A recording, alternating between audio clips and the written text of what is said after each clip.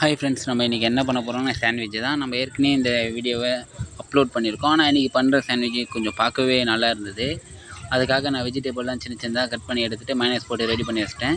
அதுக்கப்புறம் ப்ரெட்டை டோஸ்ட் பண்ணி எடுத்துக்கோங்க. டோஸ்ட் பண்ணால் நல்லாயிருக்கும். பேனில் இது போல் ஆயில் நல்லா போட்டு தேவையான ப்ரெட்டை எடுத்து டோஸ்ட் பண்ணி வச்சுக்கோங்க. நான் 2 ப்ரெட்டு எடுத்து நல்லா டோஸ்ட் பண்ணிட்டேன். அதுக்கப்புறம் நான் மேட் பண்ணி வச்சுருக்க புதினா சட்னி எடுத்து நல்லா அப்ளை பண்ணிவிட்டு அதுக்கப்புறம் இன்னொரு ப்ரெட் எடுத்துக்கணும். அதில் நாங்கள் வச்சுருந்த சாண்ட்விச் காய்கறிலாம் போட்டு அதுக்கப்புறம்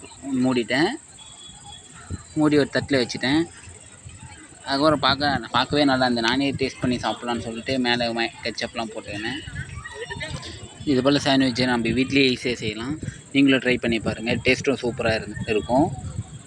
தட்சினி பாப்பா தான் கேட்டாங்க. அவங்களுக்கு என்னால் இன்றைக்கி கொடுக்க முடியல. அதனால் நானே இன்றைக்கி செஞ்சு சாப்பிட்டுட்டேன்.